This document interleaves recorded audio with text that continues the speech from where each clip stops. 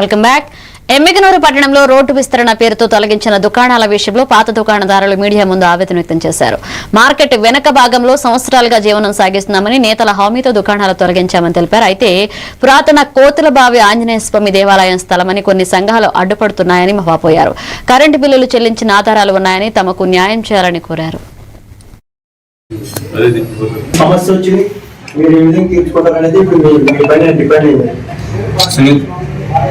చేస్తున్నారు సార్. మాకు ప్రభుత్వం ఆదుకోవాలి, కమిషనర్ సార్ ఆదుకోవాలి, ఎమ్మెల్యే సార్ ఆదుకోవాలి.